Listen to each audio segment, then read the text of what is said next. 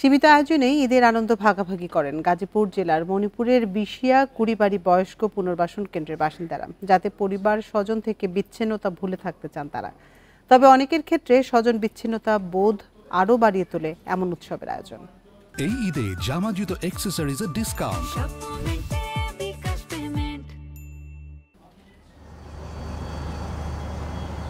কলকাতা বিশ্ববিদ্যালয়ে অর্থনীতিতে পড়া ফিরোজা বেগম ১৯৭৭ সালে রাজশাহীর ছেলেকে বিয়ে করে আসেন বাংলাদেশে। পরে সংসার ভেঙে গেলেও বাবার সঙ্গে এদেশেই থিতু হন।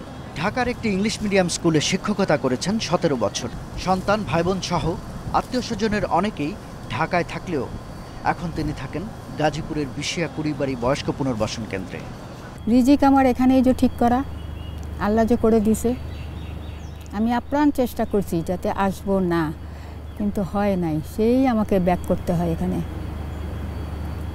ছেলের কারণেই হোক আর অন্য কোনো কারণেই, ব্যক্তিগত কারণেই হোক, সেই ব্যাক করতে হয়। পুনর্বাসন কেন্দ্রটিতে গোপালগঞ্জের মমতাজ বেগমের বাস ৪ বছর ধরে। ৫ সন্তানের মা মমতাজের অবস্থা সম্পন্ন স্বামীর মৃত্যুর পর বাড়িতে থাকার মতো পরিস্থিতি আর থাকেনি। ওই আমার স্বামী মারা গেলে পর ওই ভাই বোনের টাকা পয়সা নিয়ে রাখছে, ব্যাংক ব্যালেন্স ধুয়ে রেখে গেছে। তারপর আপনার ওই অনেক বড় ব্যবসা করতেন, তারপরে আসে তাই নিয়ে ভাই বোনে, বড় ছেলে ভাবে আমি সব খাবো, মেজো ছেলে ভাবে আমি সব খাবো। এখানকার বাসিন্দাদের বিষণ্ণতা বোঝা মোটেও কঠিন নয়।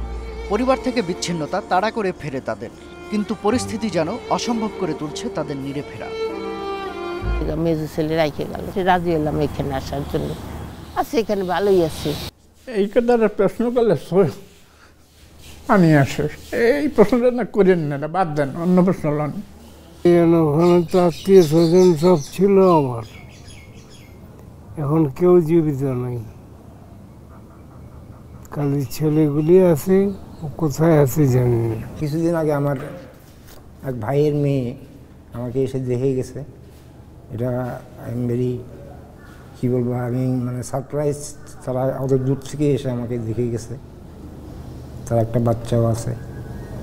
আমাকে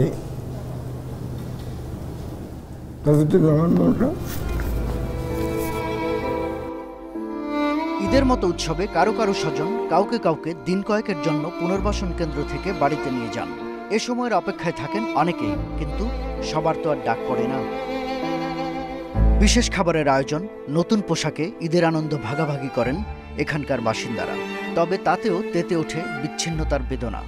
সকালে উঠে তারা আগে গোসল করে, তারপরে সেমাই হয় দিচ্ছে, তারা ওটা খাচ্ছে, নতুন কাপড় চোপড় এনারাই দিচ্ছে যার যার ইচ্ছা মতন। আমার মনে হয় বাসার চেয়ে ঈদ এখানে ভালো হয়, জমজমাট। কারণ বাসায় কয়েকজন লোক, আর তাছাড়া মেহমান আসতে চলে যাচ্ছে, কিন্তু এখানে কোনো মেহমান নাই। অনেকের ভিতরের ঈদ কিন্তু অনেক সুন্দর হয়।